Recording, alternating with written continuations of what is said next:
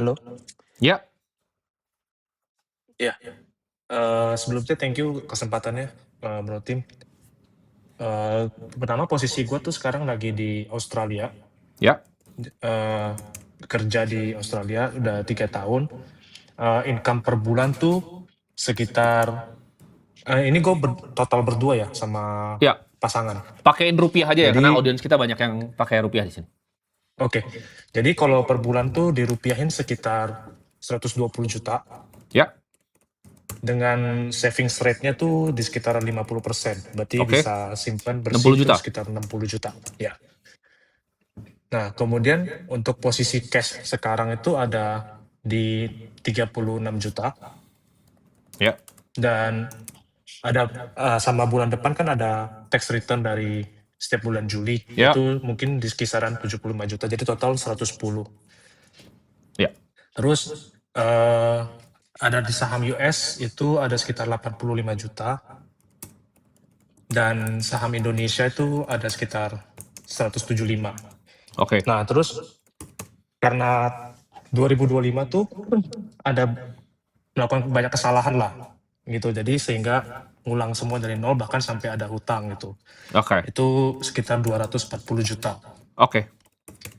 Nah, kemudian untuk pertanyaannya itu eh, di kondisi cash flow yang sekarang itu apakah gue lebih baik likuidasi semua Porto untuk bayar hutangnya, Ya, atau dari cash flow mingguan untuk cicil ke hutangnya. Itu yang pertama. oke. Terus yang kedua itu cara gue untuk capai 1 miliar pertama tuh butuh berapa lama gitu. Cara untuk apa, sorry? Dan bagaimana capai 1 M pertama. Oke. Ini bakal tetap di Australia kan? Iya, untuk sementara waktu karena kondisinya masih minus gitu. Oke.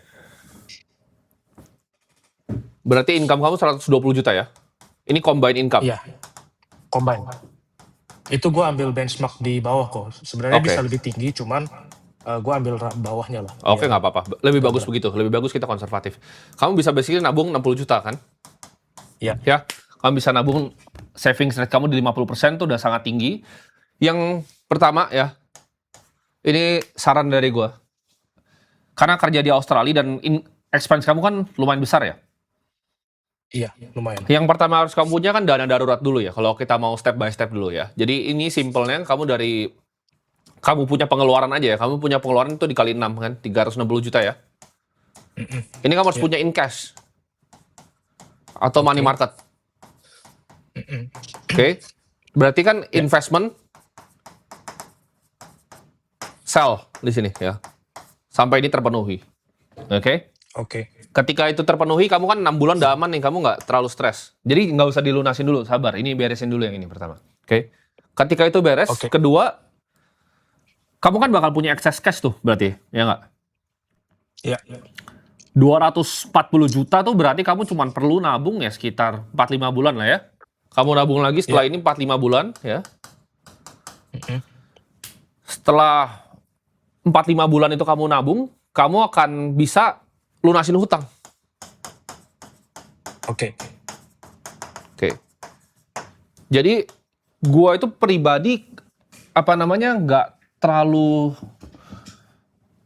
suka dengan adanya hutang gitu. Ada mungkin yang akan kasih saran bahwa utang itu dibiarin aja terus dicicilnya kecil-kecil. Tapi gue lebih suka ya udah tiap punya uang setelah itu savings rate-nya jangan diinvestasi, langsung dipakai buat dilunasin hutangnya, karena itu akan bikin kamu lebih enak hidupnya, lebih damai gitu. Ya kan? Oke. Terus pertanyaannya, gimana caranya kamu mencapai 1 miliar rupiah kan? Nah, Ya. setelah kamu udah bisa bikin posisi di cash ini, kamu kan punya 60 juta per bulan kan? Yes. Yang akan jalan terus. Tapi ini kan asumsi ya, kamu tetap bekerja. Itu baru kamu bikin portfolio kan? Kamu kan tadi Ya. udah tahu nih, saham US. Kita we make it very simple aja. Ini saham US nih, jangan stock pick ya, beli indeks aja ya. Oke. Ini kamu beli bond di sini ya, terserah lah, mau Australia, mau Indonesian bond juga bebas ya kan. Tapi let's say ini returnnya 0 deh, kita bikin 0% gitu kan.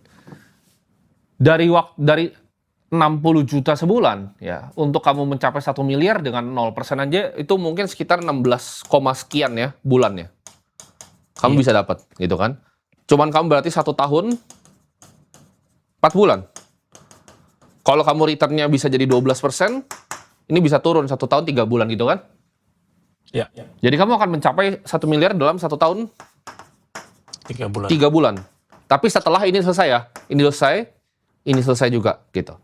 Jadi kalau dari timeline ini kamu bisa beresin semua mungkin dalam ya 2,5-3 tahun lah ya.